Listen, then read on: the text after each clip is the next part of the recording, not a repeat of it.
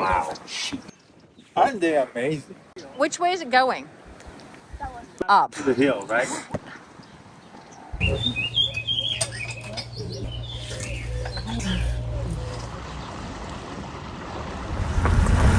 There's an island there. Yeah, it's better.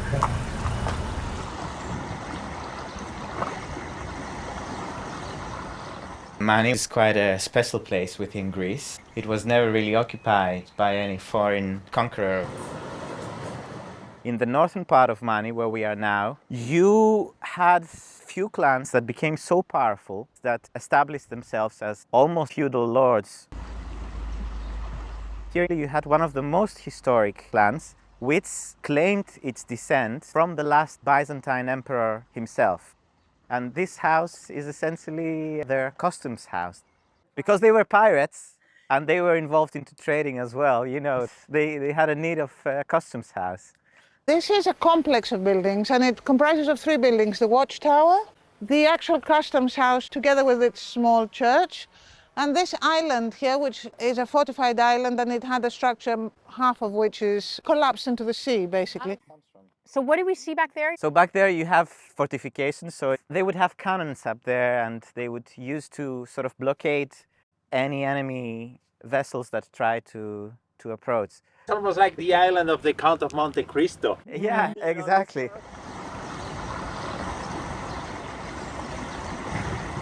These 3 structures together created a very secure port for ships to come to. What's really interesting about this place is that when it was originally built, it was in the middle of nowhere and there was no connection by road or by any kinds of proper means to the mainland. So you could probably get yourself here over the jagged rocks, but its access was not easy and it was primarily meant to be by boat. That happened because it's meant to be a customs house, but in those days that was a fortified building that protected its content.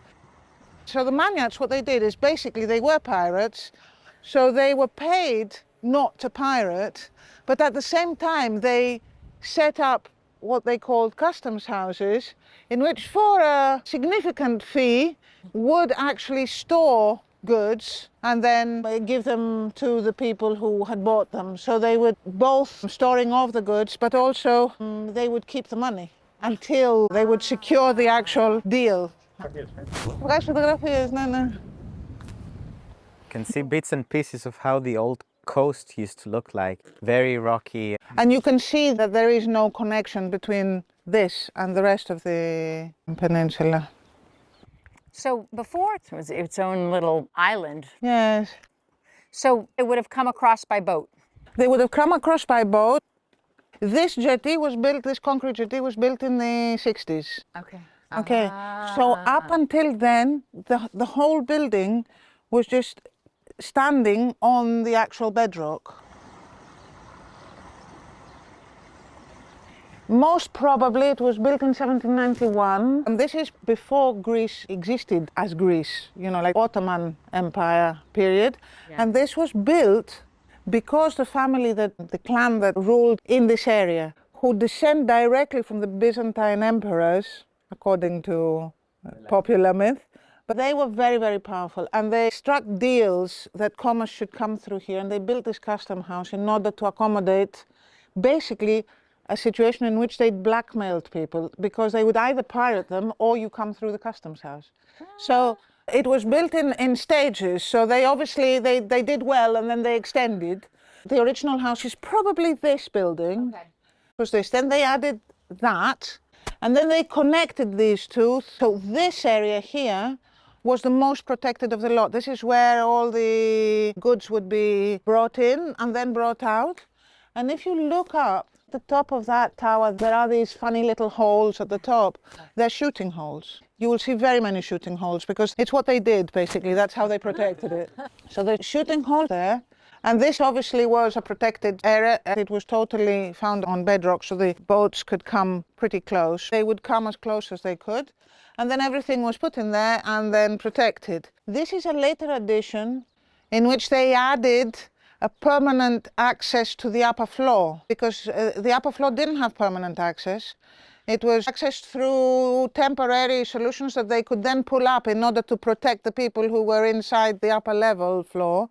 So it would be pull-up stairs and things like that. And one of the interesting things is that when we took away all this horrific plaster, we realized that there was this door that had been turned into a window.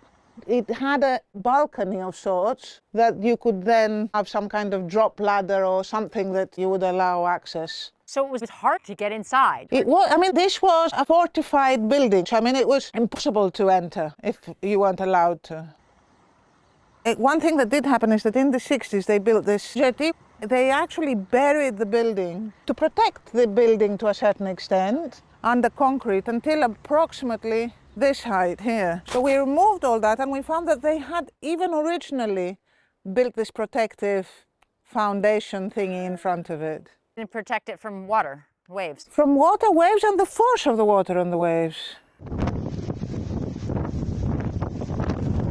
In 2018, there was a massive storm. We've got a photograph of this wave that is wrecking the building, and it's taller than the building itself. So it's really exposed. Completely exposed, completely. It's a building that has to withstand the element. Totally. When we got here, this had suffered some kind of collapse at some point. We tried to work a lot with local materials, techniques, and heritage methods local to the area. So everything that you see around here has been sourced within a 20-kilometer radius. The marble that you will see a lot of when we go in for the sills and things like this is from a local quarry further south. The limestone is from the quarry up the mountain there. All the stones that we used are stones that were found on site, and we added to these stones from the same areas. The mortar is hydraulic lime with aggregate and riverbed sand. The windows and doors are steel. And this floor is quite intricate. The owners have a love for octopuses, and it was done by a local artisan. She collected each and every pebble from the local beaches. So these doors were led to separate spaces. This door led into that room, this door led into that room, this door led into the in-between space, and that door led to the lower level of this tower, which were not connected. Well, these are the big vaults. Originally, you would have had, we've left this is part of the original sort of setup, because they would build them with a kind of mold made out of big, thick planks.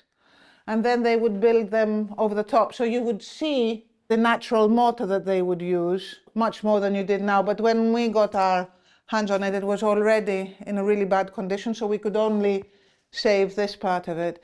But one of the things that's important to realize is that the original floor was here. We dug it down because this was where the bedrock was. They were not meant as living spaces. They were storage spaces. So they built them. On this side, it was this tall. On that side, you can see where the foundations are. So it took some serious engineering here, because you couldn't really excavate this without actually endangering the building itself. So you kept that really fluid because you didn't put in a wall here. You kept it open. Yes, we didn't put a wall in. But here you didn't put a wall. You have actually just kept a mirror on its own. Yes. Well, we didn't want to create an enclosed space that would sort of. We wanted to keep it as clear as possible.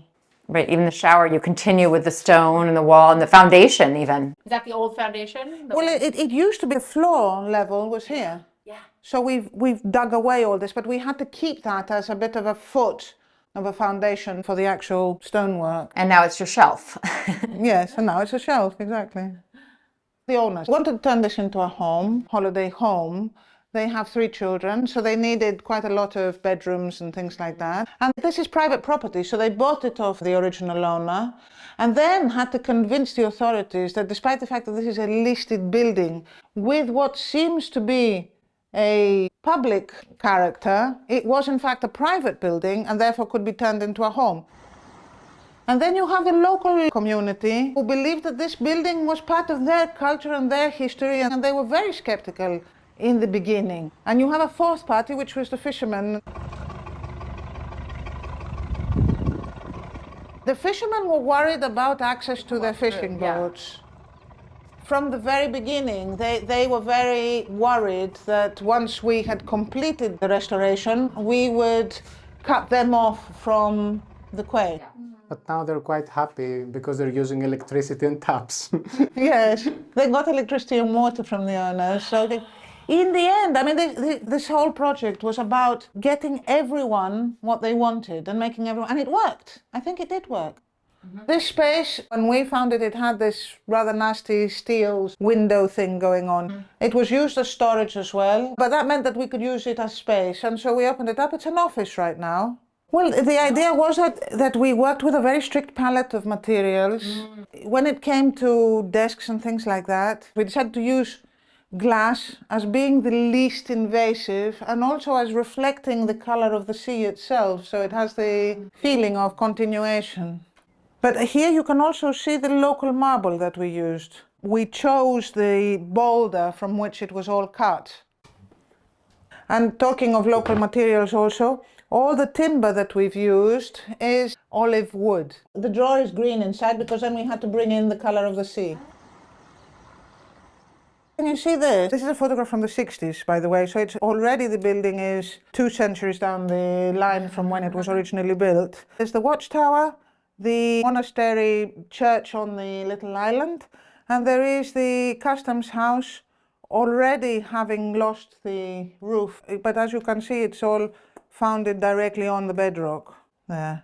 And you can see that there was no direct access from the land. Yes, So you could only go by boat.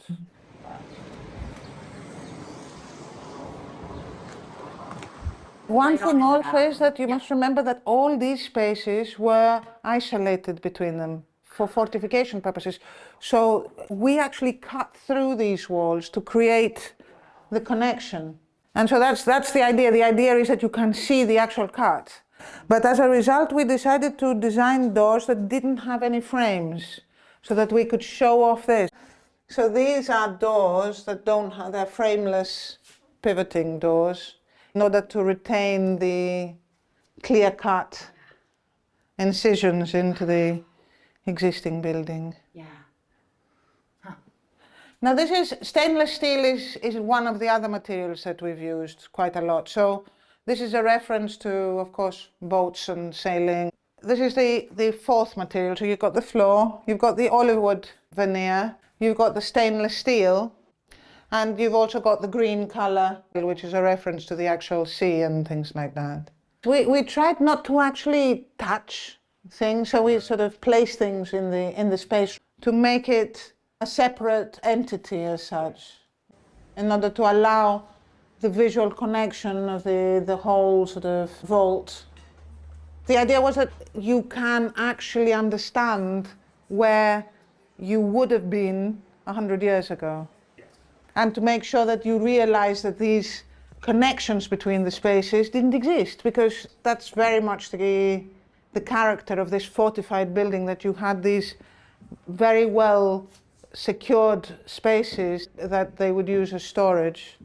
And that's what they sold, basically, the security that they offered for the storage. These are just cupboards, okay. So it's sort of the utility space. Yeah, the laundry room. Laundry room.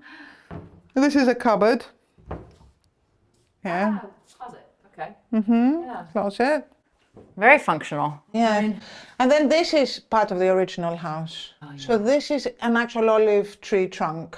Oh, so that was a traditional way of... That was one of the traditional ways that they would build vaults. These are the olive wood shutters, yeah. So again, this is a small bathroom. See the green? Yes, you see the green here. So you've got the floor and the wood and the green and the stainless steel. You've got everything in here. That cut was cut into a wall that existed to separate the two vaults. And you couldn't go through that. So we again have cut through that to connect the spaces. Here, where the partition had to go all the way up in order to create privacy for the bathroom, We tried to do it in a material that is obviously new again, so that we didn't sort of create the impression that this was here before. But again, we tried to do minimal interventions for the hangers and things like that, so we didn't fill the space full of furniture. Because it's a quite reduced space. This window was not part of the original building, so this building would not have windows. They just had doors because it was fortified, so it was a storage space. And you see that we're below ground. Yes, it also gives you a sense of why you have so much damp problems, because you are very, very close to the sea level.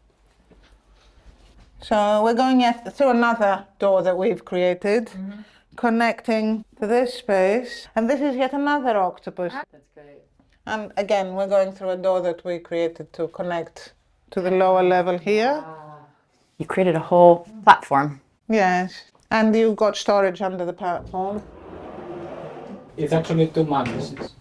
And you can separate and have one here and one there. So you have 2 single beds and one in the middle, which is like a double bed. Because you have a whole platform to play with. Yes. And you see the roof, it's a sandwich layer, so you've got all the insulations between the 2 layers. With bamboo? Yes, this was a traditional choice because they were readily available in the area. Wood was scarce. They would have to actually grow it in order to use it. So reed was the answer to any kind of flat level. They would do partitions with it, everything.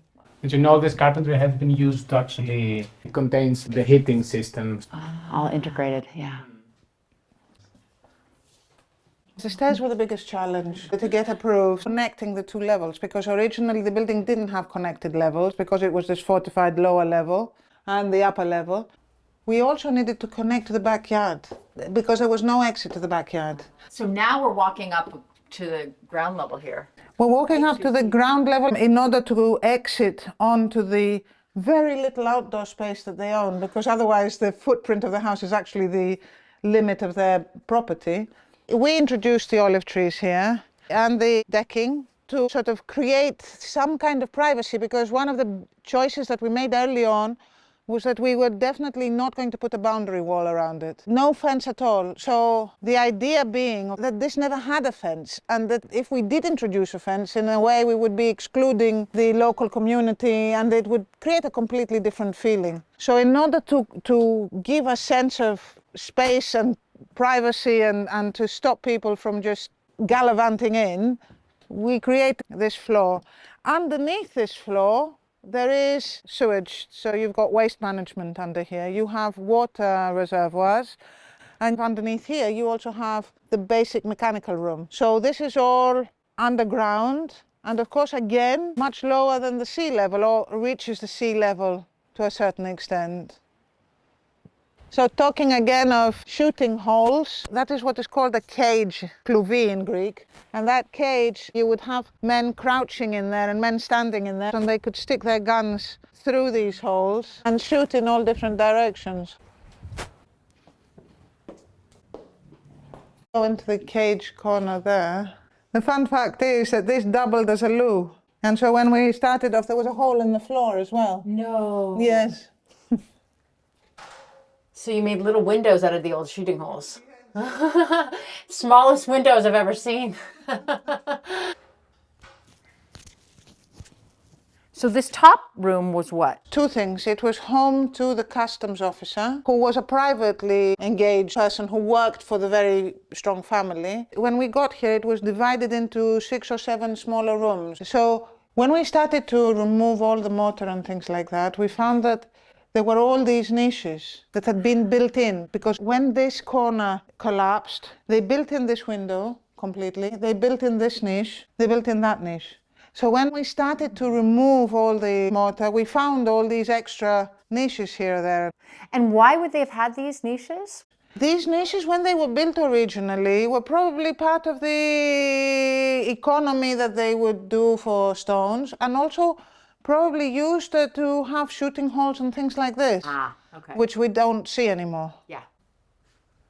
There was a common room where the kitchen is now, and it had a fireplace that you can see there. So that was a niche in there, and it had an open fire area there. And you can see it's crooked. Oh, yeah. That's because the chimney that went through the wall was to the side of the central beam. So in order to achieve that, they sort of didn't think of it beforehand, probably. So they had to sort of slightly warp it. And this is made like a professional kitchen. Again, the green. Yeah. It's as simple and minimal as possible. Exactly. And functional on the inside. Yeah. So this was the kitchen. This was the area where they would prepare food. Then there was a corridor sort of here, all the way down to the front room. And then there were two rooms here. We believe one of the two rooms that would have had that window originally didn't have any window, so it was probably a safe room. So that window is an afterthought, and you can see it's an afterthought because it's the only one that doesn't have a curve over the top. I think one of the most marvelous things about this room is that you can see the sea in all four directions. So it's really like being in a boat. So every single window you look out of, there's the sea. It's as if this is a floating house rather than a...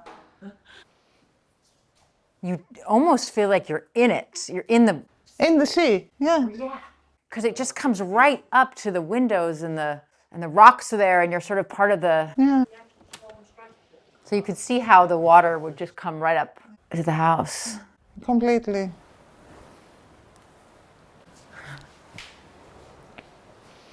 There's one. I saw one more room over there. There is one more room, indeed. You kind of get lost here. There's a lot. It's a bit of a maze, isn't it? Because it was never designed to be one space. We are now on top of the connecting arch between the two buildings.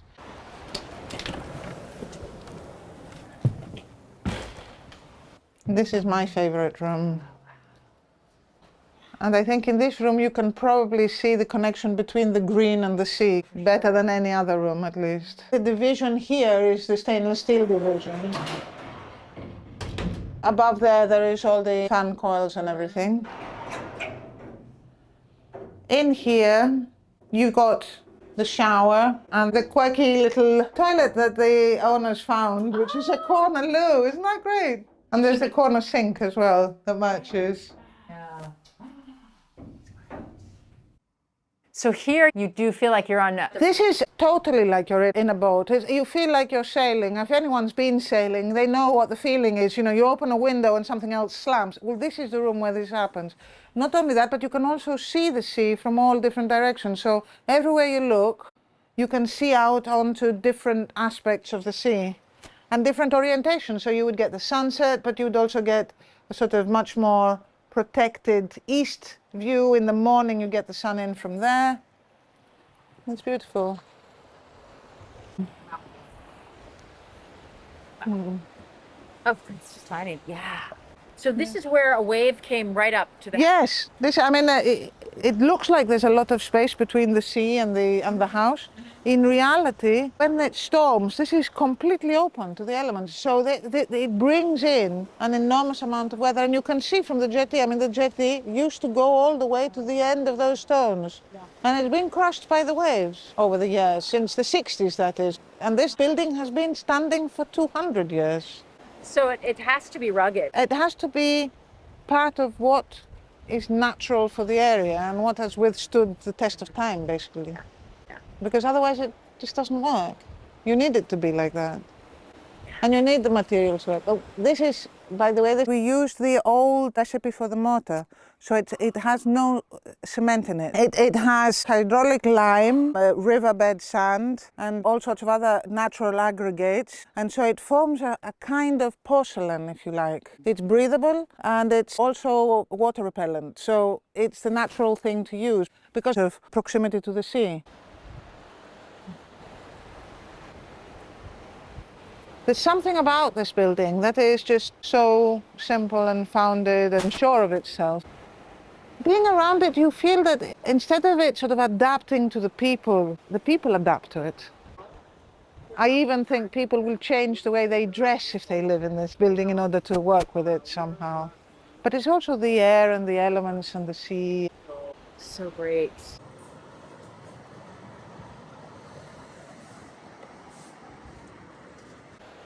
So this was a home for the... It had meeting rooms. It probably, people would sleep over, you know, like people who were part of the deals and everything like that would sleep over. And it was home to the customs officer and probably home to the soldiers that secured the whole property. And what goods were stored? Oh, a number of different things. They would be falcons. Yeah, like hunting falcons. Those are valuable. They were very valuable, and the Manids were very good at catching them and training them. They would export salt, they would export olive oil, they would export hemp-based ropes or... But I think mainly they accommodated other trade. So it was a safe house for trade between, let's say, Genoa, Venice, France, Marseille, whatever, and Egypt, Turkey, and the mainland of Greece. So they offered this service. You could store it here and people could pick it up from here rather than take it all the way. That was the attraction. And most likely also stolen stuff because of the piracies. One of the things that has been documented is that here, when the Greek Revolution started against the Ottoman Empire, one of the first big fights, the Greeks needed guns. They, of course, didn't make guns here, but they did make guns off the east coast of Greece. So the agreement was that they brought all these guns and gunpowder and stored it here. And then they took 200 mules with their mule guides and put all the guns and the gunpowder and everything on the mules' backs and pretended this was just normal trade. And they took all this to Kalamata, and that's what started the Greek Revolution. So this is documented. So in a way, this building is very important to the very foundations of the modern Greek state. And because it was a customs house and therefore part of the financial stability that was necessary in order to allow for such a project.